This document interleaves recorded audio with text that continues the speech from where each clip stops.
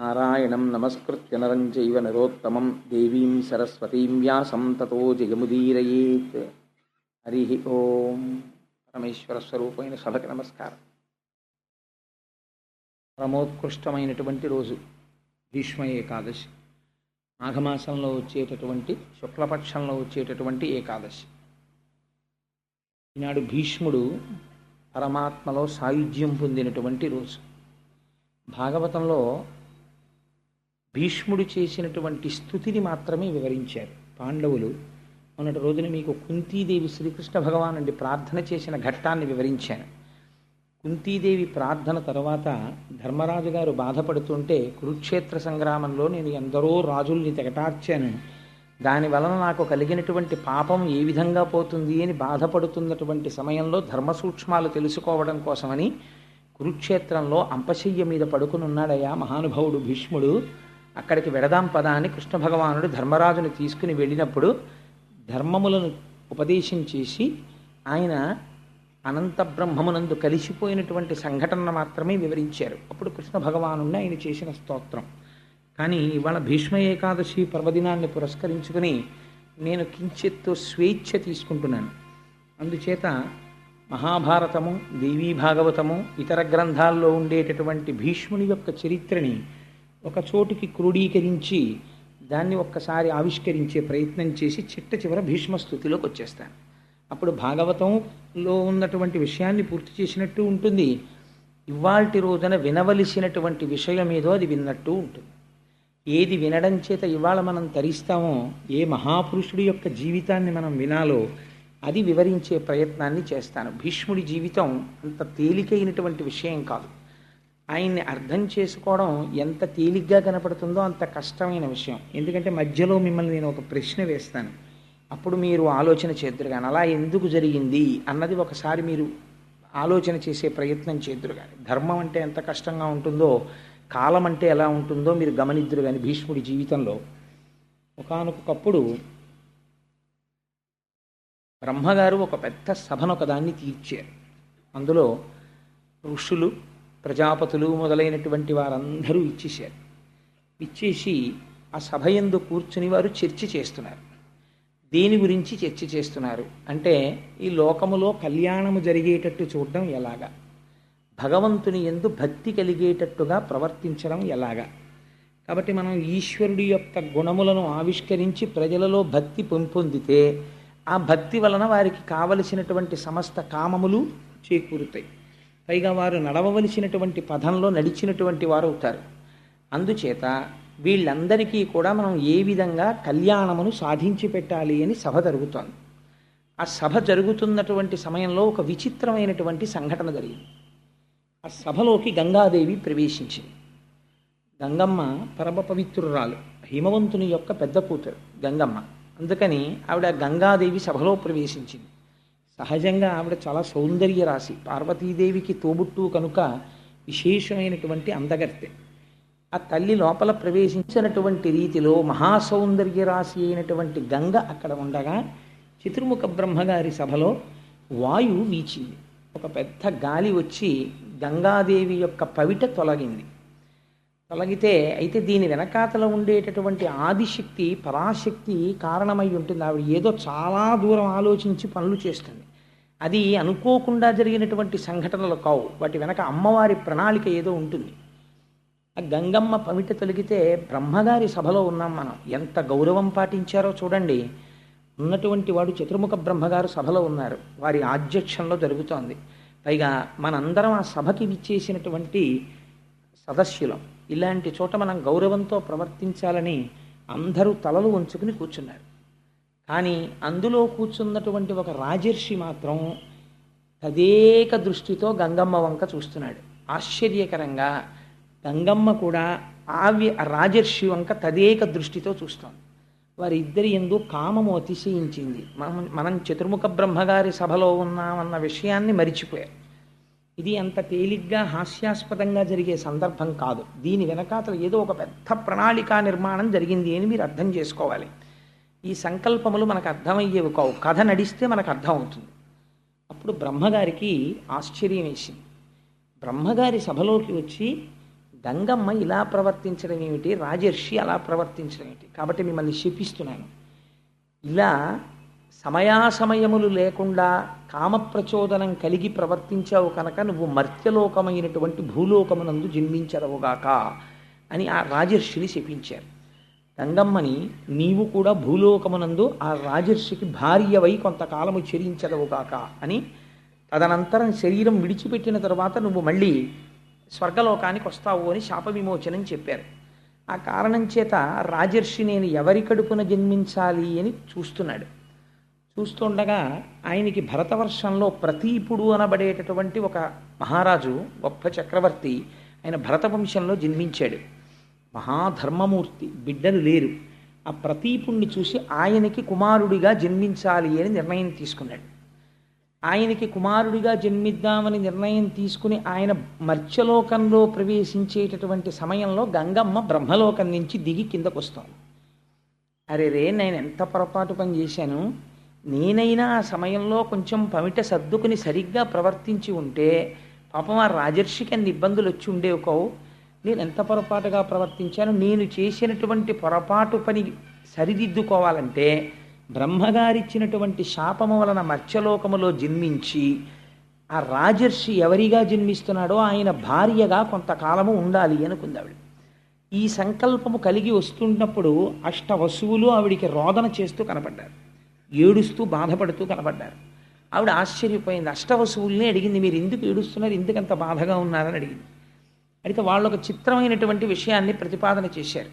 మేము అష్టవసువులం, భార్యలతో కలిసి ఆకాశ మార్గంలో వెళ్ళిపోతుంటే వశిష్ఠ మహర్షి ఆశ్రమం మీదుగా మేము ప్రయాణం చేస్తున్నాం.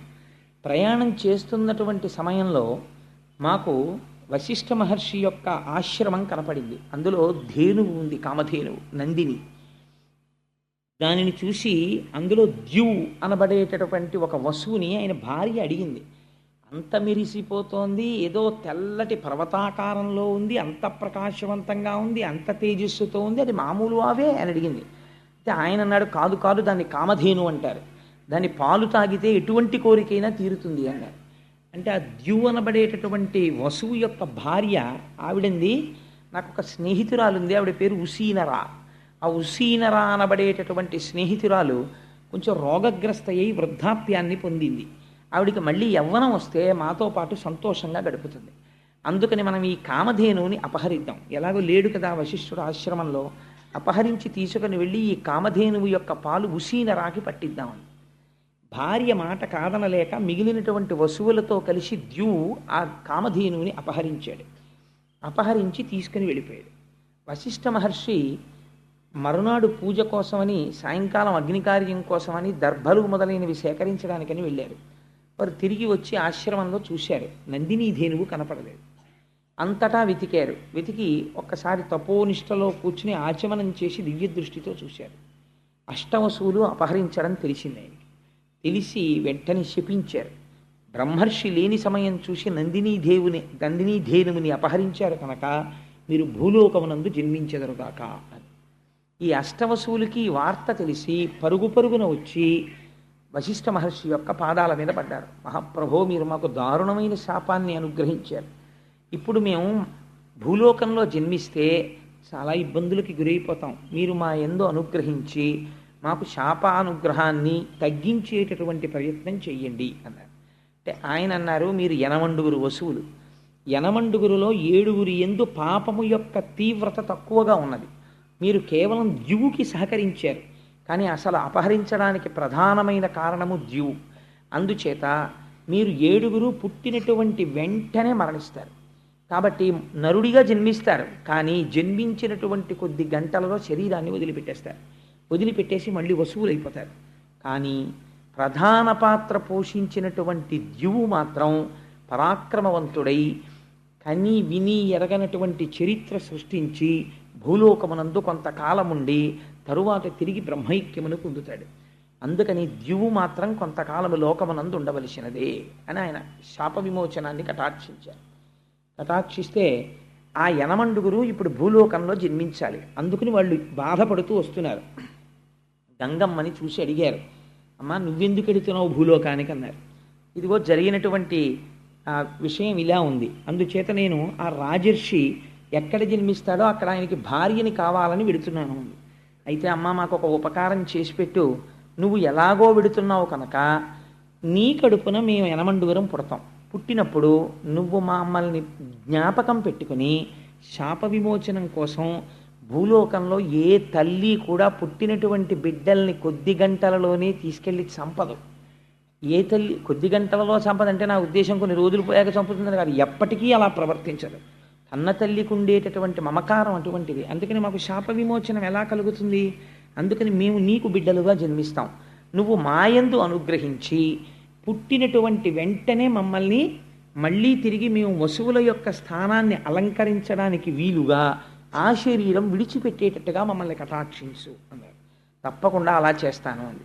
కాబట్టి వసువులు ఎదురు చూస్తున్నారు, గంగమ్మ ఎవరిని వివాహం చేసుకుంటుంది, ఆవిడ కడుపులోకి వద్దామని. ఇది జరిగితే గంగా తీరమునందు ప్రతీపుడనపడేటటువంటి భరతవంశంలో జన్మించిన చక్రవర్తి పుత్రార్థి అయి తపిస్తున్నాడే.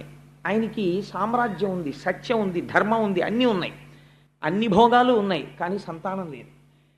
ఈశ్వరానుగ్రహాన్ని అపేక్షించి ఆయన గంగా తీరంలో కూర్చుని తపస్సు చేసుకుంటున్నాడు.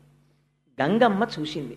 ఈ ప్రతీపుణ్ణి చూసి ఆయనే తాను ఇతపూర్వం బ్రహ్మసభలో చూసినటువంటి వ్యక్తి ఈయనే ఈ జన్మ తీసుకున్నాడు అనుకుని ఈయన్ని వివాహం చేసుకోవాలని ఆయన తపస్సులో కళ్ళు మూసుకొని ఇంద్రియాల్ని వెనక్కి తీసుకుని తపస్సు చేసుకుంటూ కూర్చున్నాడు. గంగమ్మ గబగబా గంగలోంచి లేచి బయటికి వచ్చి ఆయన కుడి తొడ మీద కూర్చుంది. ఎంత ఆశ్చర్యకరమైన విషయమో చూడండి. కూర్చుంటే ఆయనకి బాహ్య స్మృతి కలిగింది. తొడ మీద కూర్చున్న స్త్రీ ఎవరు అని చూశాడు. గొప్ప సౌందర్య రాశి. ఆయన అన్నాడు, అమ్మ నువ్వెవరు, ఎక్కడి నుంచి వచ్చావు, ఎందుకు ఇలా కూర్చున్నావు నా కుడి తొడ మీద అని అడిగాడు. అయితే ఆవిడంది, నన్ను గంగా అంటారు, నేను గంగా నదికి అధిష్టాన దేవతను, నేను నీకు భార్యని కావాలి అని వచ్చాను, అందుకని నీ ఒళ్ళో కూర్చున్నాను.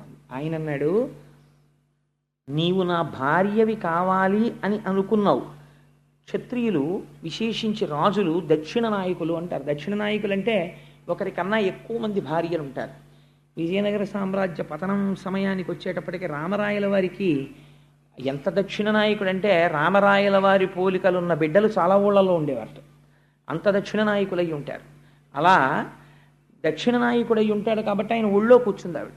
నేను ఏవి అనవసరపు విషయాలు చెప్పనండి. మీరు కావాలంటే విజయనగర పతనం అన్న పుస్తకం చదవండి, ఎంత ఆశ్చర్యకరంగా ఉంటుందో. తల్లికోట యుద్ధం అది రామరాయల వారిది. అందుచేత ఆవిడ వచ్చి కుడితోడ మీద కూర్చుంటే ఆయన అన్నాడు, నువ్వు నన్ను భర్తగా పొందాలని వచ్చావు, కానీ ఒక పొరపాటు చేశావు. స్థితాదక్షిణ ఊరుమ్మే సమాశ్లిష్యచ భామిని అపత్యానాం స్నుషానాంచ స్థానం విద్ధి శుచిస్మితే అన్నాడు. ఓ శుద్ధమైన నవ్వు కలదానా, గొప్ప సౌందర్య రాశి, నీకు నన్ను భర్తగా పొందాలని కోరిక ఉండడం తప్పు కాదు, కానీ నువ్వు వచ్చి ఎక్కడ కూర్చున్నావు, కుడితొడ మీద కూర్చున్నావు. కుడితొడ మీద కూర్చునేటటువంటి అధికారము ఒక్క కూతురుకి కోడలికి వాళ్ళిద్దరికీ ఉంది. కూతురు కోడలు తప్ప పురుషుడి యొక్క తొడ మీద భార్య కూర్చోకూడదు. ఎప్పుడైనా భార్య కూర్చోవలసి వస్తే భర్త తొడ మీద, ఎడమ తొడ మీద కూర్చోవాలి. అసలు అలా ఎందుకు కూర్చోబెట్టుకుంటారండి? అలా ఎప్పుడు ఎవరు కూర్చోరు కదా, ఏదో కుర్చీల్లో కూర్చుంటారు, కానీ అలా ఒళ్ళో కూర్చోవడం, తొడల మీద కూర్చోబెట్టుకోవడం ఎల్లరంతా ఎక్కడ ఉంటుందండి బాబు అని మీరు అనుకోవచ్చు. ఉంటుంది. ఎక్కడుందో తెలుసా అండి? ప్రయాగలో వేణీదానం చేసేటప్పుడు ఉంది.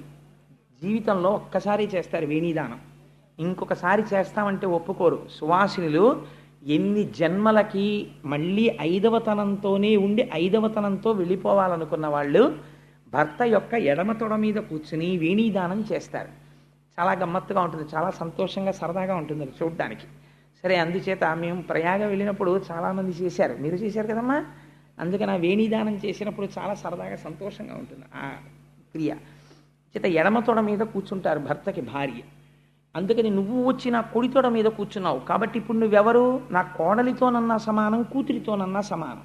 నిన్ను నా కూతురితో సమానం అనడానికి వీల్లేదు. ఎందుచేత వీల్లేదంటే నువ్వు నన్ను భర్తగా పొందాలని అనుకున్నావు కాబట్టి నీకు ఆ భావన నా యందు ఉన్నప్పుడు నిన్ను నేను కూతురని అనకూడదు.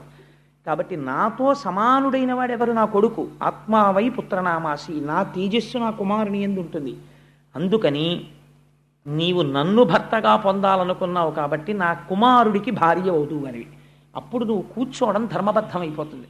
నువ్వు నా కోడలు వగుదువుగానివి, నాకు కుమారుడు జన్మిస్తే ఆ కుమారుడికి నువ్వు భార్య వగుదువుగాక, నీకు వరం ఇస్తున్నాను అన్నాడు.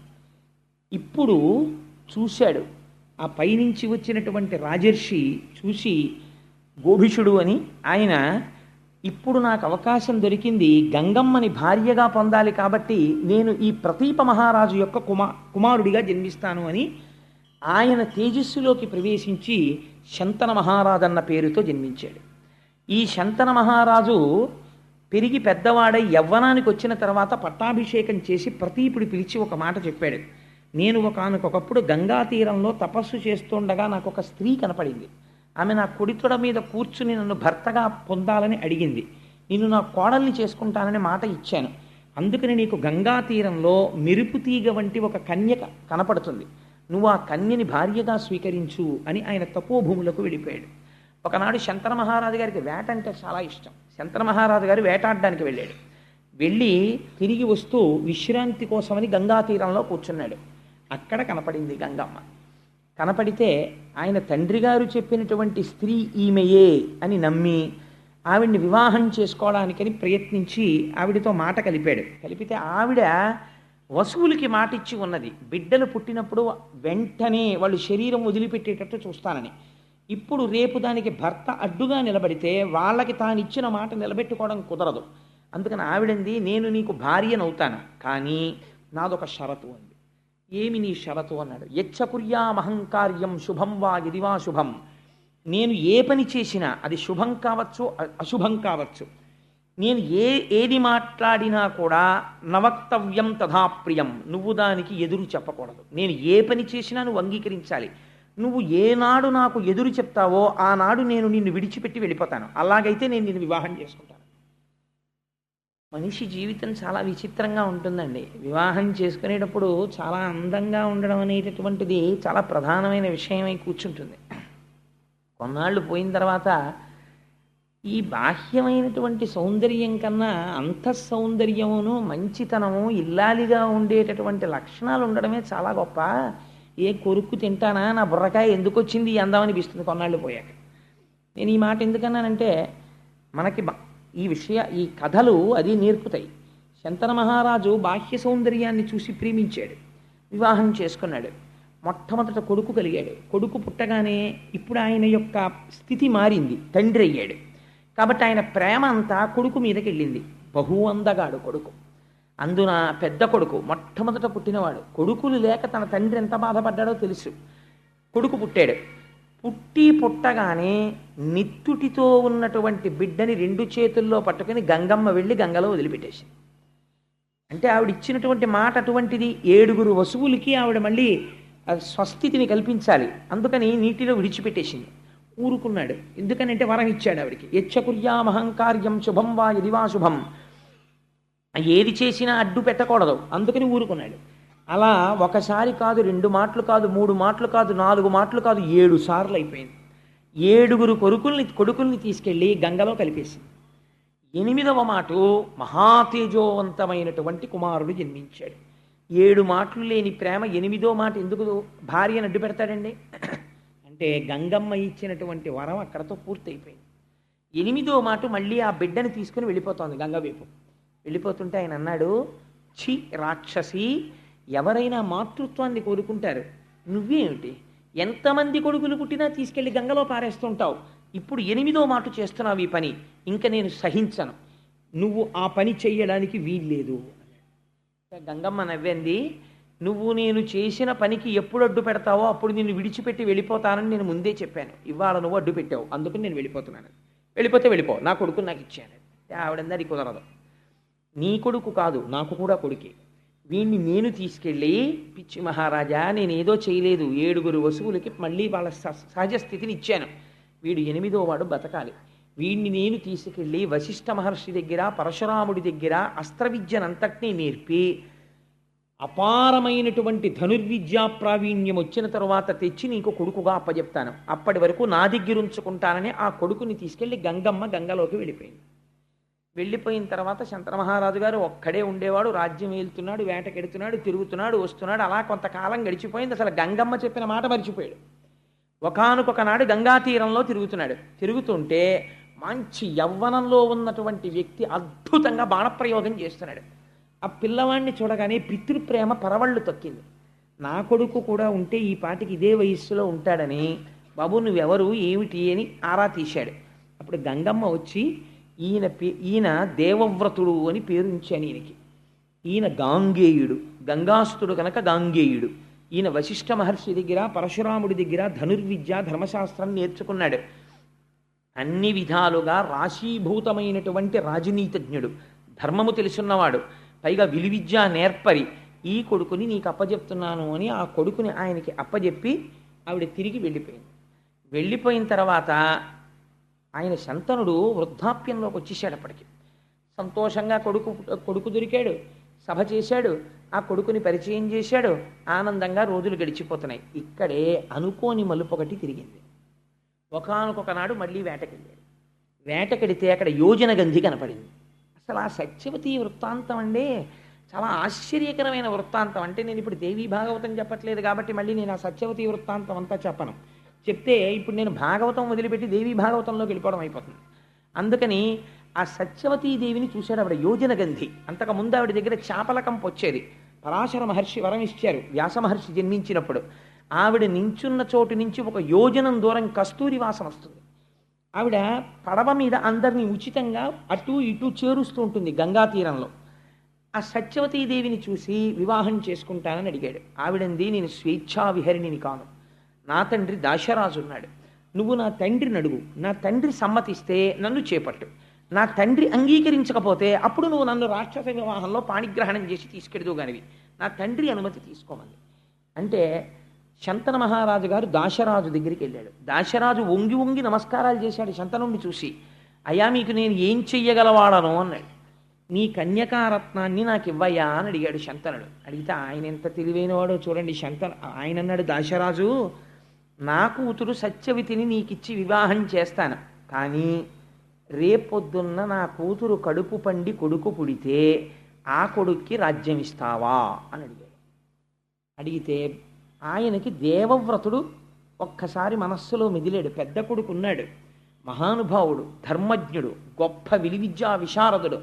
అటువంటి కొడుక్కి రాజ్యం ఇవ్వకుండా ఇంత వృద్ధాప్యంలో ఈ సత్యవతీదేవి కోసం అని చెప్పి తను ఎలా విడిచిపెట్టేసుకుంటాడు కొడుకుని? మాట ఇవ్వలేక వెనక్కి తిరిగి వెళ్ళిపోయాడు. కానీ ఈవిడ మీద మనస్సు ఉండిపోయింది. సరిగ్గా నిద్రపట్టట్లేదు, ఆహారం తీసుకోవట్లేదు, అస్థిమితంగా తిరుగుతున్నాడు. కుమారుడు వెళ్ళి అడిగాడు, నాన్నగారు ఏమైంది అని. చూచాయగా చెప్పాడు ఈ విషయాన్ని. మంత్రుల దగ్గర అడిగాడు మహానుభావుడు దేవవ్రతుడు. అడిగితే మీ నాన్నగారికి ఈ వయస్సులో వివాహం మీదుగా మనసు మళ్ళింది, సత్యవతిని వివాహం చేసుకోవాలనుకుంటున్నాడు, కానీ దాశరాజు ఈ నియమం పెట్టాడు అన్నారు. అంటే దేవవ్రతుడు దాశరాజు దగ్గరికి వెళ్ళి అయ్యా మీ కుమార్తె అయినటువంటి సత్యవతీదేవిని మా తండ్రి గారికి ఇచ్చి వివాహం చేయండి అని అడిగాడు. అడిగితే దాశరాజు అన్నాడు, తప్పకుండా చేస్తాను, నాకు అభ్యంతరం లేదు, కానీ నా కుమార్తెకి పుట్టేటటువంటి కొడుక్కి శంతన మహారాజు గారి రాజ్యం వస్తుందా అన్నాడు. అంటే దేవవ్రతుడు అన్నాడు, తప్పకుండా వస్తుంది, ఎందుకంటే నాకు కదా రావాలి రాజ్యం, నేను రాజ్యాన్ని పరిత్యాగం చేసేస్తున్నాను, నేను తీసుకోను రాజ్యం.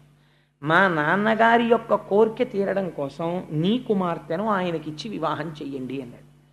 దాశరాజు అన్నాడు, ఇక్కడ వరకు బాగుంది, కానీ రేపు నీకో కొడుకు పుడతాడు, నువ్వు సహజంగా చాలా పరాక్రమవంతుడవు, నీకు పుట్టేటటువంటి కొడుకు చాలా పరాక్రమవంతుడు అవుతాడు. అంత పరాక్రమవంతుడైనటువంటి నీ కొడుకు సత్యవతీదేవికి పుట్టినటువంటి కొడుకు రాజ్యపాలన చేస్తే ఊరుకుంటాడా? వాడి కుత్తుక కత్తిరించి మళ్ళీ రాజ్యానికి వస్తాడు. అందుకని రేపొద్దున్న నీ కొడుకు దగ్గర నుంచి ప్రమాదం రాదని ఏమిటి హామీ అన్నాడు. అంటే ఆ దేవవ్రతుడు ప్రతిజ్ఞ చేశాడు, నీకు ఆ అనుమానం ఉంది కనుక తండ్రి యొక్క మాట నిలబెట్టి తండ్రి యొక్క గౌరవాన్ని, తండ్రి కోరుకున్నటువంటి కోర్కెని తీర్చలేని కొడుకు ఉంటే ఎంత, ఊడిపోతే ఎంత, మా తండ్రి గారి కోసం నేను భీష్మమైనటువంటి ప్రతిజ్ఞ చేస్తున్నాను, నేను ఇక నుంచి ఏ స్త్రీ యందు కూడా భార్యాభావనతో ప్రవర్తించను, బ్రహ్మచారినై నా జీవితాన్ని పూర్తి చేసేస్తాను అన్నాడు. ఈ ప్రతిజ్ఞ అది సామాన్యమైన ప్రతిజ్ఞ కాదండి, వృద్ధుడైన తండ్రి కోసం ఇటువంటి ప్రతిజ్ఞ చేశాడు. ఈ ప్రతిజ్ఞ చేసేసరికి దేవదుందుబులు మోగి పైనుంచి పుష్పవృష్టి కురిసింది. భీష్మించి ప్రతిజ్ఞ చేశాడు కనుక ఆ రోజు నుంచి ఆయన్ని భీష్ముడు అని పిలిచారు. ఆచరించి చూపించాడు కనుక భీష్మాచార్యుడు అని పిలిచారు. అప్పుడు తండ్రి గారు విని తెల్లబోయాడు. ఎంత త్యాగం చేశావురా, నీకు 2 వరాలు ఇస్తున్నాను. 1, యుద్ధ భూమిలో నువ్వు చేతిలో కోదండం పట్టుకొని ధనస్సు పట్టుకొని ఉండగా నిన్ను దేవేంద్రుడు కూడా ఓడించలేడు. 2, నీకు మరణము లేదు, స్వచ్ఛంద మరణం. నువ్వు కోరుకుంటే వస్తుంది, నువ్వు కోరకపోతే రాదు. అందుకని నీకు ఈ 2 వరాలు ఇస్తున్నానని సత్యవతీదేవితో సంతోషంగా కాలం గడుపుతున్నాడు. ఆయన కంటే వృద్ధాప్యం వచ్చేసినా సరే వెర్రి కోరికలు పుట్టాయి, కానీ కాలుడు ఊరుకుంటాడండి. నాకు ఇప్పుడు వెర్రి కోరిక పుట్టిందండి అంటే ఊరుకుంటాడా? 2 కొడుకులు పుట్టాడు, చిత్రాంగదుడు విచిత్ర వీర్యుడు అని. 2 కొడుకులు పుట్టారు, సంతోషంతో కాలం గడుపుతున్నాడు. మృత్యు వచ్చింది, శంతన మహారాజు గారు మరణించాడు. సత్యవతీదేవికి వైధవ్యం వచ్చింది. ఓన్లీ 2 కొడుకులు ఉన్నారు కదా అని సంతోషించింది. ఈ 2 కొడుకుల్లో పెద్దవాడైన చిత్రాంగదుడు ఒకసారి అరణ్యానికి వేటకెళ్ళాడు. వేటకెడితే చిత్రాంగదుడు అన్న పేరున్న గంధర్వుడు కనబడ్డాడు. ఆయన కర్మ కొద్ది.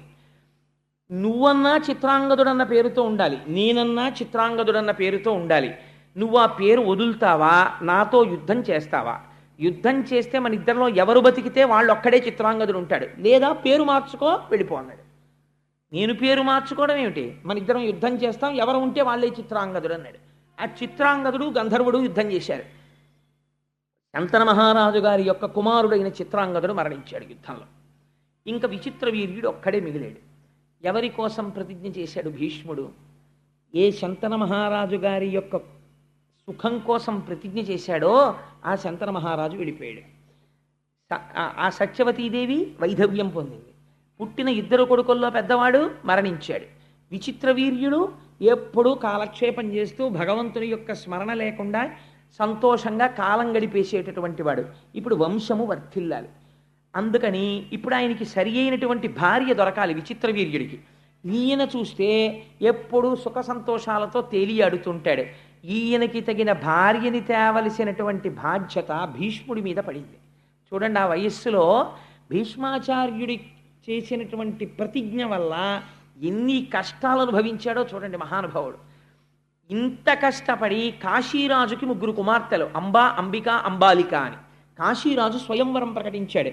విచిత్ర వీర్యుడు వెళ్ళకపోతే భీష్మాచార్యుల వారు వెళ్ళారు స్వయంవరానికి. వెడితే అక్కడ వాళ్ళందరూ ఆయన్ని చూసి విచిత్రంగా మాట్లాడారు. బ్రహ్మచర్యంలో ఉంటానన్నాడు, ప్రతిజ్ఞ చేశాడు, ఏమిటో భీష్ముడు స్వయంవరానికి వచ్చాడన్నారు. అందరూ చూస్తుండగా నేను పౌరుషంతో రాజులను ఓడించి తీసుకెడుతున్నాను ఈ అంబిక, అంబాలికని. ఎవరైనా మీరు నన్ను ఎదుర్కొనే వాళ్ళు ఉంటే ఎదుర్కోవచ్చు అని 3 చేయి పట్టి రథం ఎక్కించి తీసుకెళ్ళిపోతున్నాడు. రాజులందరూ కలిసి భీష్ముడి మీదకి యుద్ధానికి వచ్చారు. అందరినీ తుత్తునియలు చేసి హస్తినాపురానికి తీసుకొచ్చాడు. తీసుకొచ్చి వివాహానికి కూర్చోబెడుతున్నాడు. అంబ భీష్ముడి దగ్గరికి వెళ్ళింది, మహానుభావ, నీకు తెలియనటువంటి ధర్మం లేదు, నీకు ఒక మాట చెప్తాను.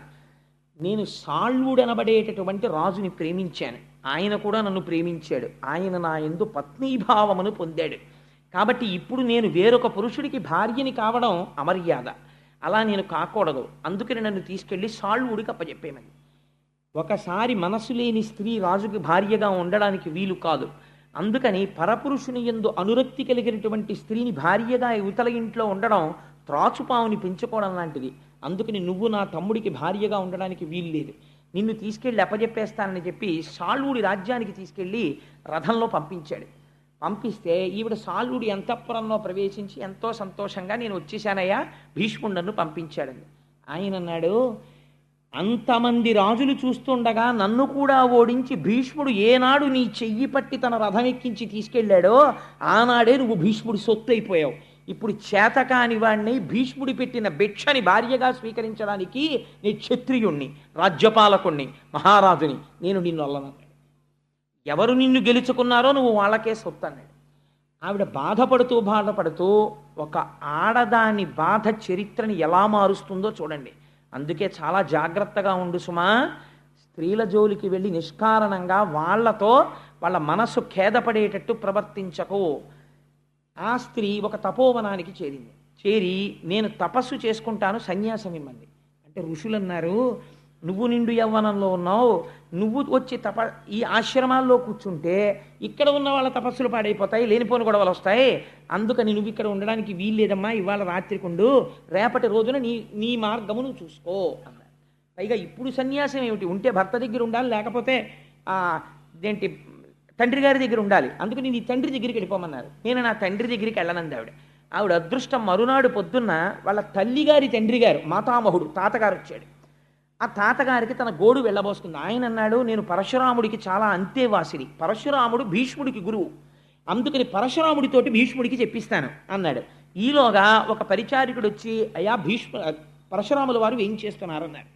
పరశురాముడి దగ్గరికి వెళ్ళి అంబ తన గోడు చెప్పుకుంటే పరశురాముడు విని హృదయం కరిగిపోయి, రేపటి రోజున నేను నిన్ను తీసుకుని హస్తినాపురానికి వెడతాను, భీష్ముణ్ణి పిలిచి తను గెలుచుకున్నాడు కాబట్టి నిన్ను వివాహం చేసుకోమని చెప్తాను అని రథం ఎక్కించి హస్తినాపురానికి తీసుకెళ్ళాడు. హస్తినాపురం బయట విడిది చేసి కబురు చేశాడు భీష్ముడికి. ఆయన వచ్చినటువంటి వాడు గురువు కనుక ఒక ఆవుని తీసుకుని వచ్చాడు.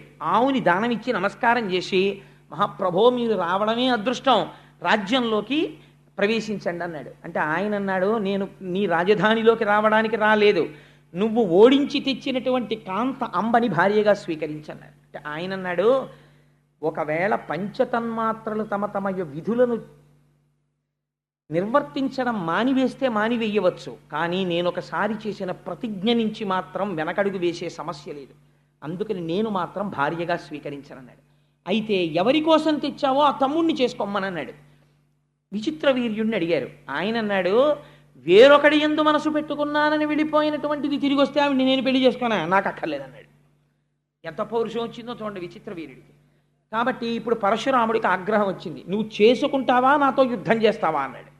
భీష్ముడు అన్నాడు, ప్రతిజ్ఞాపాలనం కోసం ప్రాణములు విడిచిపెట్టేస్తాను, మీరు కురుక్షేత్రానికి పదండి, అక్కడికి వస్తున్నాను యుద్ధానికి అన్నాడు. ఇద్దరు కురుక్షేత్రం చేరుకున్నారు.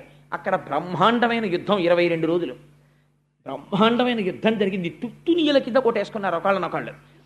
ఆఖరికి ఒక రోజు రాత్రి శిబిరంలో భీష్మాచార్యుల వారు పడుకుని ఉన్నారు. పరశురాముడిని నేను ఎలా నిగ్రహించగలను, రోజు ఆయనకి నమస్కారం పెట్టి యుద్ధం చేసేవారు గురువుగారు. యుద్ధం చేస్తుంటే అష్టవసువులు ఆయనకి సాక్షాత్కరించారు. భీష్మ, నువ్వు బెంగ పెట్టుకోకు, పరశురాముడికి కూడా తెలియనటువంటి అస్త్రం ఒకటి ఉంది, అది విశ్వకర్మ యొక్క మంత్రంతో ఉంది, అది నీకొక్కడికే తెలుసు, రేపటి రోజున అది ప్రయోగించు. ఆ అస్త్రం ప్రయోగిస్తే మరునాడు సూర్యోదయం వరకు పరశురాముడు నిద్రైపోతాడు. నిద్రపోయిన వాడు మరణించిన వాడితో సమానం యుద్ధభూమిలో. మరునాడు సూర్యోదయం వరకు మేల్కొనలేదు కాబట్టి పరశురాముడు మరణించినట్లే, కాబట్టి ఆ అస్త్రాన్ని ప్రయోగించు అన్నారు. తప్పకుండా ప్రయోగిస్తానని లేచి స్నానం చేసి ఆచమనం చేసి యుద్ధానికి వచ్చాడు.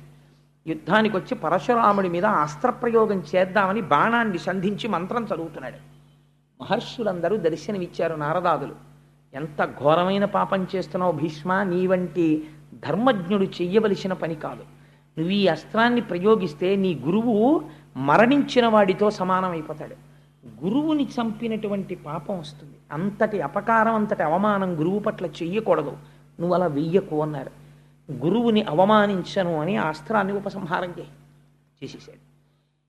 అదే సమయంలో జమదగ్ని మొదలైనటువంటి వాళ్ళు పరశురాముడి తండ్రి వాళ్ళు వచ్చారు. వచ్చి, నువ్వు కూడా బ్రాహ్మణుడవై నీ శిష్యుల మీద ఇంత బాణప్రయోగం చెయ్యకూడదు, ఆయన ధర్మానికి కట్టుబడ్డాడు, నువ్వు ఉపశాంతి వహించని పరశురాముడికి చెప్పారు. పరశురాముడు ఒక స్థితిలో భీష్ముడితో యుద్ధం చేస్తూ మోకాళ్ళ మీద దొల్లి రథంలోంచి కింద పడిపోయాడు.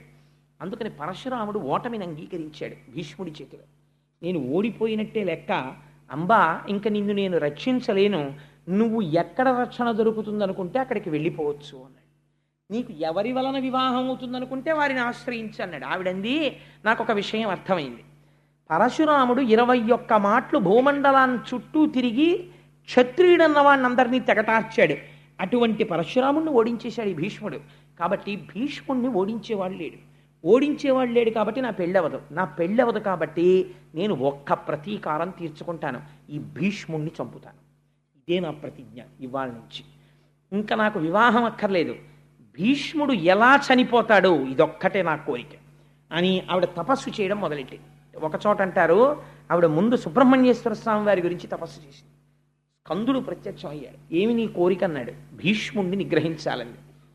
అది నేను చెప్పలేను, భీష్ముడికి వరం ఉంది, చేతిలో ధనస్సు ఉండగా ఎవరు చంపలేరు, పైగా ధర్మజ్ఞుడు, అందుకని నీకు ఒక పుష్పమాలను ఇస్తాను, ఈ పుష్పమాల మెడలో వేసుకుని ఎవరు యుద్ధం చేస్తే వాళ్ళు భీష్ముడి మీద గెలుస్తారు అన్నారు. ఎందరో రాజుల్ని అడిగింది మెడలో ఈ పుష్పమాల వేసుకుని భీష్ముడితో యుద్ధం చేయమని. మహాధర్మాత్ముడైన భీష్ముడిని ఎందుకు సంహరించాలి, ఎందుకు యుద్ధం చేయాలి, మేము వేసుకోం, మేము యుద్ధం చేయమన్నారు. ఈ మాల తీసుకెళ్ళి ద్రుపదరాజు గారి ఇంటి రాజద్వారం మీద వేసి మళ్ళీ తపస్సు చేసింది. ఈసారి రుద్రుడు ప్రత్యక్షమయ్యాడు. ఏం కావాలన్నాడు అంటే భీష్ముడిని సంహరించాలంది. నీకు ఈ జన్మలో ఆ కోరిక తీరదు, వచ్చే జన్మలో తీరుతుంది, కాబట్టి నీ శరీరం విడిచిపెట్టి వేరే జన్మ తీసుకోమన్నాడు. యోగాగ్నిలో శరీరం వదిలేసి మళ్ళీ పుట్టింది. మళ్ళీ పుట్టినప్పుడు ఆడదై పుట్టింది. మళ్ళీ ఆడదై పుడితే భీష్ముడు యుద్ధం చేయడు, అందుకని మగవాడిగా మారాలి. మళ్ళీ తపస్సు చేసింది, మళ్ళీ తపస్సు చేసి మగవాడిగా మారింది, అందుకని శిఖండి. అందుకే ఎంతకి వదిలిపెట్టకుండా ప్రాణం తీసేస్తున్నారు అనుకోండి, అంటాం వీడెక్కడ దొరికాడు రా, నాకు శిఖండిలో దొరికాడు అంటాం. ఆ శిఖండి వెనక అంత కథ ఉంది. ఆ శిఖండి ద్రుపదుడికి కుమారుడిగా జన్మించాడు. ఆ ద్రుపదుడికి ఇంట్లో జన్మించి పెరిగి పెద్దవాడవుతున్నాడు. పాండవ పక్షంలోకి చేరాడు. మహానుభావుడు భీష్ముడికి ఎంత అగ్ని పరీక్షలు వచ్చాయో తెలుసా అండి జీవితంలో. ఇంత కష్టపడి విచిత్రవీర్యుడికి అంబిక అంబాలికనిచ్చి వివాహం చేశాడు. ఇద్దరినీ వివాహం చేసిన తర్వాత విచిత్రవీర్యుడికి క్షయవ్యాధి వచ్చి చచ్చిపోయాడు. చచ్చిపోతే అంబిక అంబాలిక విధవలైపోయారు, వంశం ఆగిపోయింది. దాశరాజు ఏ సింహాసనం కోసమని సత్యవతీదేవికి పుట్టినటువంటి కొడుకులకి రాజ్యం ఇమ్మన్నాడో ఆ కొడుకులు ఇప్పుడు లేనే లేరు, మనవలు లేరు, ఆగిపోయింది. ఆగిపోతే ఆ సత్యవతీదేవే భీష్ముడిని పిలిచింది. పిలిచి భీష్మ, వంశం ఆగిపోయింది, యుగధర్మాన్ని అనుసరించి ఇది తప్పు కాదు, నా కోడళ్ళైనటువంటి అంబిక అంబాలికల యందు వాళ్ళు ఋతుస్నానము చేసిన తర్వాత నువ్వు సంగమించు. సంగమిస్తే మళ్ళీ వంశము నిలబడుతుంది. వంశము కోసమని అలా సంగమించవచ్చు, దోషం లేదు. అందుకని నువ్వు సంగమించు అత్తగారి అనుగ్రహంతో ధర్మబద్ధమైతే అని అడిగింది ఆవిడ. అంటే దాని ఎందుండేటటువంటి ధర్మ సూక్ష్మం వేరు. ఇప్పుడు నేను దేవీ భాగవతం మాట్లాడటం లేదు కదా. 8 రకాల కొడుకులు ఉంటారు, ఆ కొడుకులు ఏమిటి, ఎలా వస్తారు, అది ఎలా ధర్మం అవుతుంది, ఇవన్నీ దేవీ భాగవతం అయితే చెప్పాలి. ఇప్పుడు ఎందుకు ఆలరంతా నాకు. అందుకని ఈ మాట చెప్తే భీష్ముడు అన్నాడు, అమ్మా నేను ప్రతిజ్ఞ చేశాను ఆనాడే, నేను ఏ స్త్రీ ఎందు కూడా అలా ప్రవర్తించను, నేను బ్రహ్మచర్య నిష్ఠ ఎందు ఉన్నవాడను, అందుకని వంశము లేకపోతే నేనేమీ చెయ్యలేను, కానీ నేను మాత్రం అలా ప్రవర్తించను. దీనికి ఒక్క పరిష్కారం, ఎవరైనా బ్రహ్మజ్ఞాన సంపన్నుడై కేవలము వరకటాక్షము కోసమని సంగమించడము తప్ప శరీరమునందు అటువంటి కోరిక లేని ఒక బ్రాహ్మణుణ్ణి, ఒక బ్రహ్మజ్ఞానిని వేడుకో అన్నాడు. అంటే అప్పుడు వ్యాసుణ్ణి ప్రార్థన చేసింది. సరే, ఆ తర్వాత కథ మీకు తెలుసు. పాండవులు పుట్టడం, పాండురాజు గారు పుట్టడం, విదురుడు పుట్టడం, ధృతరాష్ట్రుడు పుట్టడం, దాసికి విదురుడు పుట్టడం, అలా వాళ్ళు ముగ్గురు పుట్టడం, తర్వాత కథ నడిచింది. ఆ తర్వాత ఎక్కడికి వచ్చేసింది, ఇన్ని తరాలు మారిపోతున్నాయి. ధృతరాష్ట్రుడు పుట్టాడు, పాండురాజు పుట్టాడు, పాండురాజు మళ్ళీ మరణించాడు, పాండురాజు యొక్క పిల్లలు పుట్టేశారు పాండవులు, ధృతరాష్ట్రుడికి దుర్యోధనాదులు జన్మించారు. ఇంతమందిని సాకుతూ తాతగారై గడ్డాలు నిరిచిపోయి జుత్తు నిరిచిపోయి మహాధర్మజ్ఞుడై మహానుభావుడు వీళ్ళందరికీ విలువిద్య నేర్పించి ద్రోణాచార్యుల్ని గురువుగా పెట్టి అలా ఆ వంశాన్ని సాకుతూ నడిపిస్తూనే ఉన్నాడు భీష్ముడు మాత్రం. ఆయన కళ్ళ ముందే బ్రహ్మాండమైనటువంటి కలహం బయలుదేరింది కౌరవులకు పాండవులకు. కౌరవులు అనడానికి కూడా వీల్లేదు, ఎందుకంటే పాండవులు కూడా కౌరవులే, భీష్ముడు కూడా కౌరవుల్లో వాడే, కురుచక్రవర్తి యొక్క సంతానం. అందుకని పాండురాజు యొక్క పుత్రులకు ధృతరాష్ట్రుని యొక్క పుత్రులకు కలహం బయలుదేరింది. బయలుదేరినప్పుడు ఇంత ధర్మజ్ఞుడైనటువంటి భీష్ముడు, ఇంత ధర్మం తెలుసున్న భీష్ముడు కురుక్షేత్ర సంగ్రామం జరిగినప్పుడు మాత్రం పాండవ పక్షమునకు వెళ్ళలేదు. కౌరవ పక్షంలో దుర్యోధనుడి యొక్క పక్షంలో ఉండిపోయాడు. అలా ఎందుకు ఉండిపోవలసి వచ్చింది? నిజంగా భీష్ముడే కానీ ఒకవేళ పాండవ పక్షంలోకి వెళ్ళిపోతున్నాను అని అన్నాడు అనుకోండి, అసలు కురుక్షేత్ర యుద్ధం లేదు కదండి. దుర్యోధనుడు ఎవరిని చూసుకుని దిగాడు? ఇద్దరిని చూసుకుని దిగాడు. ఒకటి భీష్ముడు, 2 కర్ణుడు. వీళ్ళిద్దరికీ సంవాదం వచ్చింది సర్వసైన్యాధిపత్యం ఇచ్చేటప్పుడు. భీష్ముడు బతికున్నంత కాలం నేను అసలు యుద్ధభూమికి రానన్నాడు కర్ణుడు. అక్కడే అమంగళం. కాబట్టి ఏమైపోయింది, భీష్ముడిని చూసుకుని యుద్ధానికి వెళ్ళాడు. అటువంటి భీష్ముడు పాండవుల వైపుకి వెళ్ళిపోయాడు అనుకోండి, ఎన్నో మాటలు ధర్మం చెప్పాడు.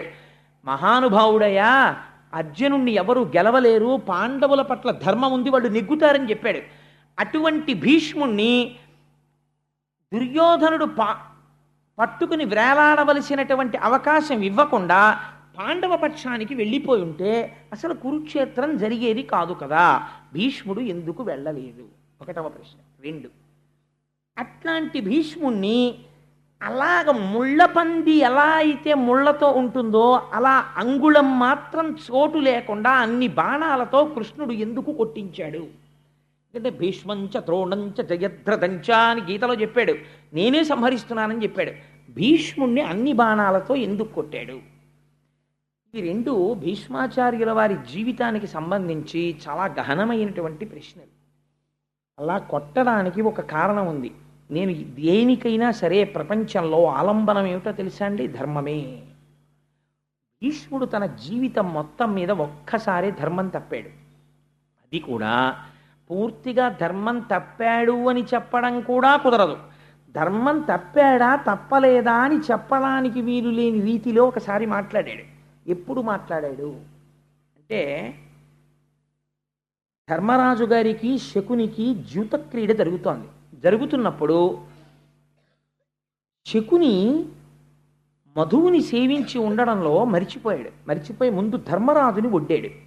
ధర్మరాజుని నిన్ను నువ్వు పణంగా పెట్టుకో అన్న తర్వాత ధర్మరాజు ఓడిపోయాక గుర్తొచ్చింది శకునికి, ఈ భార్య ఉంది కదా ద్రౌపది, ఆవిడ్ని ఒడ్డు అన్నాడు.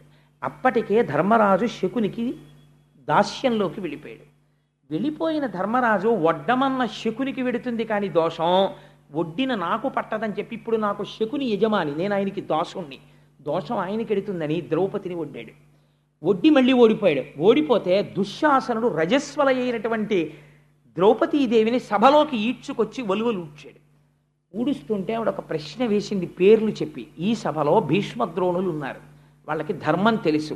నన్నోడి తన్నోడెనా, తన్నోడి నన్నోడెనా, ధర్మం చెప్పమని అడిగాడు. భీష్ముడు పెద్ద సంకటంలో పడ్డాడు. భీష్ముడు నోరు విప్పి మాట్లాడి, ధర్మరాజు చేసినది దోషమే, ఓడిపోయిన ధర్మరాజుకి ద్రౌపదిని ఒడ్డేటటువంటి అధికారము లేదు అని అంటే వెంటనే ద్రౌపదీదేవి మహాపతివ్రత, ఆవిడ శపిస్తే కౌరవులు ధృతరాష్ట్రుని యొక్క సంతానమంతా నశించిపోతారు. ఇంత కష్టపడి పెంచి పోషించాడు వీళ్ళందరినీ, తన కళ్ళ ముందు పోతారు. అందుకని పోని చెప్పకుండా ఉందామంటే ఎదురుగుండా ఒక మానవతి, ఒక మహాపతివ్రతకి వలువలు ఉడుస్తున్నారు. కాబట్టి ఏం చెప్పాలో అర్థం కాలేదు. తెలిసి చెప్పాడా తెలియక చెప్పలేదా అన్నది తెలియకుండా ఒక మాట అని ఊరుకున్నాడు. ధర్మరాజంతటి వాడే నేను ఓడిపోయానని ఒక మాట అన్నాడు. ఈ స్థితిలో ఏది ధర్మము అన్నది చెప్పడం కొంచెం కష్టం ద్రౌపది అన్నాడు. అలా ధర్మము తెలిసి చెప్పకపోవడం కూడా ధర్మాచరణమునందు వైక్లభ్యమే.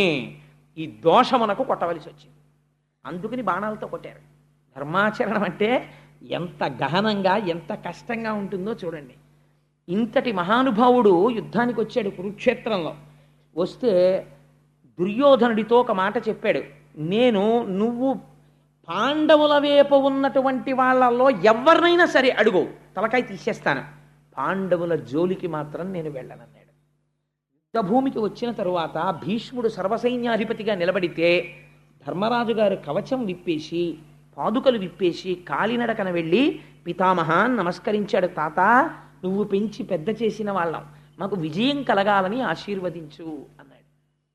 అంటే భీష్ముడు అన్నాడు, నువ్వు ఇలా వచ్చి ఉండకపోతే నేను శపించి ఉండేవాడిని. నీ గౌరవానికి పొంగిపోయాను. ఎంతటి వాడంటే అప్పటికి మహానుభావుడు, వృద్ధుడైపోయాడు. చర్మం అంతా ముడతలు పడిపోయింది, జుత్తు నెరిసిపోయింది. తన కళ్ళ ముందు తన వాళ్ళు దెబ్బలాడుకుంటున్నారు, తనే సర్వసైన్యాధిపతి అయి నిలబడ్డాడు. మీ 5గురు జోలికి రాను కానీ అంటే ఆయన అన్నాడు, తాత నువ్వు రావక్కర్లేదు, కానీ నీకు స్వచ్ఛంద మరణం వరం ఉంది. యుద్ధంలో నువ్వు ధనస్సు పట్టగా ఎవరూ కొట్టలేరు, నువ్వు యుద్ధంలో ఉంటే ఎలాగ తాత అని చేతులు నలిమాడు. ఇప్పుడు ఆ విషయం అడక్కు, కొన్నాళ్ళు పోయాక కనపడ చూద్దాం వెళ్ళాను. మా యోగక్షేమాలు మాత్రం దృష్టిలో పెట్టుకో తాత అని వెళ్ళిపోయాడు ధర్మరాజు. వెళ్ళిపోతే రోజు యుద్ధం చేసేవాడు, ఇంటికి వచ్చేవాడు. దుర్యోధనుడు వచ్చి సూటి పోటీ మాటలు ములుకులతో పొడిచినట్టు మాట్లాడేవాడు భీష్ముణ్ణి. అంత గొప్పవాడివని యుద్ధంలో దిగాను, ఎంతమందిని చంపావు, ఏం చేశావు, నువ్వు తలుచుకుంటే అర్జునుడిని చంపలేవా, నువ్వు కావాలని వెనకేసుకొస్తున్నావు, నువ్వు పాండవ పక్షపాతివి అని పాపం ఆ వయస్సులో అన్ని మాటలు పడి పడుకుని ఒకరోజు 9వ రోజు అనుకుంటాను కురుక్షేత్రంలో దుర్యోధన ఇవాళ భీష్ముడంటే ఏమిటో చూద్దుగాలి యుద్ధంలో ఇవాళ చూపిస్తాను భీష్ముడంటే ఏమిటో అన్నాడు. మండలాకారమైన ధనస్సుని పట్టుకున్నాడు. ఇలా పట్టుకోవడం మానేసి ఇలా పట్టుకున్నాడు ధనస్సు అర్ధచంద్రాకారంగా. ఆ రోజు భీష్ముడు వేసిన బాణాలు కనపడ్డాయి తప్ప భీష్ముడు కనపడలేదు. కొన్ని వేల మందిని తెగటార్చేశాడు. కురుక్షేత్రం అంతా ఎక్కడ చూసినా తెగిపోయిన కాళ్ళు చేతులు ఏనుగులు. భీష్మపర్వం చదవాలి. పడిపోతే పాండవులు గజ గజ గజ గజ గజ గజ వణికిపోయారు. అర్జునుడిని పంపించారు భీష్ముడి మీద యుద్ధానికి. పంపిస్తే అర్జునుడు యుద్ధానికి వచ్చాడు. వస్తే ఆ రోజున భీష్ముడు చేశాడు యుద్ధం. గమ్మత్తైన ప్రతిజ్ఞ చేశాడు. సర్వసైన్యాధిపత్యంలోకి వెళ్ళి తీసుకున్నాడు. తీసుకుని ఆయనకి అభిషేకం చేశారు సర్వసైన్యాధిపతిగా. చేస్తే దూతలు వచ్చి చెప్పారు కృష్ణ పరమాత్మ ప్రతిజ్ఞ చేశారు అర్జునుడికి సారథ్యం చేస్తాట, చేత్తో ధనస్సు పట్టుకోట, ఏ విధమైనటువంటి అస్త్రశస్త్రములను పట్టను అని ప్రతిజ్ఞ చేశాడన్నాడు. భీష్ముడు అన్నాడు నేను ప్రతిజ్ఞ చేస్తున్నాను సర్వసైన్యాధికారిగా, కృష్ణుడి చేత అస్త్రం పట్టిస్తానన్నాడు. కృష్ణుడు పరమాత్మ అని భీష్ముడికి తెలుసు. అటువంటి కృష్ణుడితో అస్త్రం పట్టిస్తానన్నాడు. పట్టను అని కృష్ణుడు అన్నాడు. ఇప్పుడు ఈశ్వరుడి ప్రతిజ్ఞ నెరవేరుతుందా భక్తుడి ప్రతిజ్ఞ నెరవేరుతుందా? ఆ రోజు అర్జునుడు ఎదురొస్తే కొట్టాడు బాణాలు. భీష్మాచార్యుల వారు ఎన్ని ధనస్సులు తీసుకున్నా విరిగిపోయాయి. ఇంత సవ్యసాచి ఇంత కవ్వడి కొట్టిన బాణాలకి కృష్ణ పరమాత్మ కవచం పిట్లిపోయి మోదుగ చెట్టును కొట్టినట్టు కొట్టేశాడు కృష్ణుణ్ణి. వెనక్కి తిరిగి చూశాడు. నెత్తురు ఏరుల కింద పారిపోతోంది అర్జునుడి శరీరంలోంచి. కృష్ణుడు ప్రతిజ్ఞ మరిచిపోయి ఒక్కసారి చక్రం పట్టుకుని దూకిశాడు. సంప్రదన పారేస్తాను భీష్ముడిని. అప్పుడు భీష్ముడు కోదండాన్ని పక్కన పెట్టి నమస్కరించాడు. చూసావా లొంగిపోయావు, నా భక్తు నిన్ను నమ్ముకున్న భక్తుడి కోసం ధనస్సు పక్కన పెట్టేశావు అని నమస్కరించాడు. 10 రోజుల యుద్ధం పూర్తయిపోయిన తర్వాత ధర్మరాజు గారు కృష్ణుణ్ణి పిలిచి అన్నాడు, పితామహుడు యుద్ధం చేస్తుంటే ఇంకా యుద్ధం చెయ్యలేం, ఆయన సామాన్యుడు కాడు, అరివీర భయంకరుడు, ఎలా ఆయన్ని యుద్ధం నుంచి ఆపడమని అడిగితే కృష్ణ పరమాత్మ అన్నారు, దీనికి ఒక్కటే పరిష్కారం, నువ్వు చెప్పులు విప్పేసి కవచం తీసేసి శిరస్త్రాణం తీసేసి 5గురు పాండవులు నేను కలిసి భీష్ముడి శిబిరానికి వెళ్ళి నమస్కారం చేసి ఆయన్ని అడుగుదామన్నారు. సరే పదండి అన్నారు. ఎంత ఆశ్చర్యం చూడండి, ఏ మనవడు అడగకూడని ప్రశ్న. ధర్మరాజు గారు వెళ్ళి నమస్కారం చేస్తే ఒక్క మీకు సమర్థిస్తూ యుద్ధం చేయమని అడగడం తప్ప ఇంకేదైనా కోరుకో, ఇంత రాత్రి వేళ పాదచారి అయి ఎందుకు వచ్చావు ధర్మజా అని అడిగాడు. తాత ఇలా అడిగానని ఏమనుకోవద్దు, నువ్వు అసలు ఎలా చచ్చిపోతావు తాత అని అడిగాడు. ఎంత దారుణమైన మాట అండి ప్రపంచంలో ఇది. అసలు తాత నువ్వు ఎలా మరణిస్తావు అని అడిగాడు. అడిగితే అప్పుడు నవ్వి అన్నాడు, నా చేతిలో ధనస్సు ఉన్నంత కాలం నేను మరణించను. మనవడి యొక్క ప్రజ్ఞ చూసి పొంగిపోయాను అర్జునుడు వేసిన బాణాలకి. నా ధనస్సు పక్కన పెట్టాలంటే కొన్ని సందర్భాల్లోనే పెడతాను. రథం మీద స్త్రీ వచ్చి బాణం వేస్తే నేను ధనస్సు పక్కన పెట్టేస్తాను. ఎవరిదైనా పతాకం కిందకి జారిపోతే నేను యుద్ధం చేయను. వెన్నిచ్చి పారిపోతుంటే యుద్ధం చేయను. ఆడదిగా పుట్టి మగవాడిగా మారినటువంటి వాడు యుద్ధానికి వస్తే యుద్ధం చేయను. ఇందులో స్త్రీని పట్టుకుని యుద్ధానికి వచ్చేంత అవలక్షణం మీ దగ్గర లేదు. మీరు నాకు వెన్నిచ్చి చూపించి పారిపోరు, మీలో ఎవరి పతాకం కిందకి జారిపోదు. కాబట్టి మీకున్న అవకాశం ఒక్కటే, మీ పక్షంలో నామరణం కోసం తపస్సు చేసిన శిఖండి ఉన్నాడు.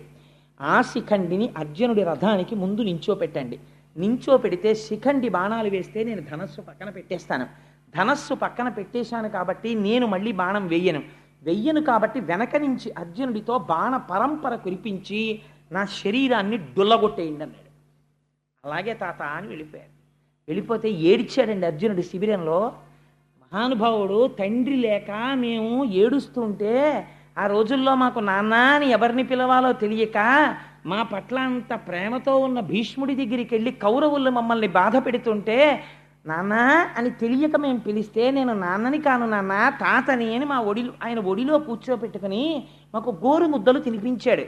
మమ్మల్ని పెంచి పెద్ద చేశాడు. సర్వకాలముల యందు మా ఉన్నతిని కోరాడు. మాకు ఆశీర్వచనం చేశాడు. మాకు విలువిద్య నేర్పాడు. మాకు ద్రోణుణ్ణి గురువుగా పెట్టాడు. అంతటి మహాపురుషుడు ఇవాళ వృద్ధుడైపోయాడు. తండ్రి కోసమని ప్రతిజ్ఞ చేశాడు. సర్వం త్యాగం చేసేశాడు. అంతటి ధర్మమూర్తి అయి తన వంశాన్ని చూసుకోవాలని ఇంతకాలం నిలబడిపోయాడు. అటువంటి వాణ్ణి సవ్యసాచినై గాంధీవం పట్టుకుని శిఖండిని అడ్డు పెట్టుకుని ఆయన మీద బాణపరంపర కొడుతుంటే ఆయన ఒంట్లోంచి నెత్తురు కారిపోతుంటే నే కొట్టగలనా అన్నయ్య అని అడిగాడు. కొట్టక తప్పదురా, కొట్టవలసిందే ధర్మం కోసం, కొట్టు తప్పదన్నాడు కృష్ణుడు. దానికి వచ్చారు. వచ్చిన తర్వాత శిఖండిని ఎదురుపెట్టి తీసుకొచ్చారు. తీసుకొస్తే ఆయన ధనస్సు పక్కన పెట్టేశాడు. పెట్టిన తర్వాత శిఖండి 100 బాణములు వేశాడు ఒకేసారి. ఎందుకంటే ఆయన ప్రతిజ్ఞ నెరవేరాలి. ఆయన యొక్క కవచం డుళ్ళిపోయి కింద పడిపోయింది విప్పుకుని. గుండెలు దొరికాయి. దొరకగానే అర్జునుడు ఆ రోజు కొట్టినటువంటి బాణ పరంపరకి బొట్టన వేలు ఇలా పెట్టి వేలి ముద్ర వేస్తాం చూడండి, అలా వేలి ముద్ర వెయ్యడానికి ఇలా బొట్టన వేలు పెట్టడానికి చోట్లేనన్ని బాణాలతో కొట్టాడు. కొడితే చుట్టూ బాణపంజరమే, మధ్యలో భీష్ముడు ఉన్నాడు. అన్ని వేపుల నుంచి నెత్తురు కారిపోతోంది. వీపు చూపించలేదు కాబట్టి ఒక్క తల వెనక తగలలేదు బాణాలు. ఒంటి నిండా బాణపంజరాలు కొట్టిన తర్వాత సూర్యుడు అస్తమిస్తున్నటువంటి సమయంలో రథం మించి డుళ్ళి కింద పడిపోయాడు. కింద పడిపోయినప్పుడు ఆయన శరీరం భూమికి తగలలేదు, బాణములతో పడిపోయి ఉండిపోయాడు. అప్పుడు పిలిచాడు. అందరూ పరుగు పరుగున వచ్చేశారు. యుద్ధం ఆపి భీష్ముడంతటి వాడు పడిపోయాడు వాళ్ళని. పడిపోతే అప్పుడు అడిగాడు, అయిపోయింది నా సమయం, స్వచ్ఛంద మరణాన్ని కోరాను. కానీ అప్పుడు గుసగుసలు వినపడ్డాయి. ఇంతటి భీష్ముడికి దక్షిణాయనంలో మరణమా? లేదు, నేను ఇంకా బ్రతికే ఉన్నాను. ఉత్తరాయణం వరకు నా శరీరం విడిచిపెట్టను. సూర్యుడు మకర రాశిలో ప్రవేశించి మాఘమాసం వచ్చిన తర్వాత రథసప్తమి నాడు రథం ఉత్తర దిక్కుకు తిరిగాక ఏకాదశి ఘడియల్లో నా ప్రాణం విడిచిపెడతాను అని అర్జునుణ్ణి పిలిచి, నా తల వ్రేలాడిపోతోందయ్యా వెనక్కి, మర్మస్థానములన్నీ కదిలిపోతున్నాయి, బాణములు కొట్టేయడం వల్ల నెత్తురు ఓడిపోతోంది, నాకు తలగడ అమర్చు అన్నాడు. దుర్యోధనాదులు వెంటనే తలగడలు పట్టుకొచ్చారు. ఈ తలగడలు కాదురా నాకు కావలసింది, యుద్ధభూమినందు పడుకున్నటువంటి వాడికి బాణములతో కొట్టాలి తలగడ, అందుకని అర్జునుడు కొడతాడన్నారు. అర్జునుడు బాణములతో తలగడ ఏర్పాటు చేశాడు.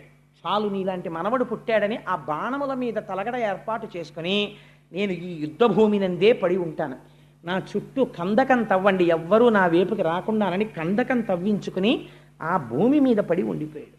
ఉండిపోయిన తర్వాత కురుక్షేత్ర సంగ్రామం అయిపోయింది. అందరూ ఈ ధృతరాష్ట్రుడి పక్షం అంతా ఓడిపోయింది, పాండవ పక్షం గెలిచేసింది. అప్పటికి కూడా ఇంకా భీష్ముడు అంపశయ్య మీదే ఉన్నాడు.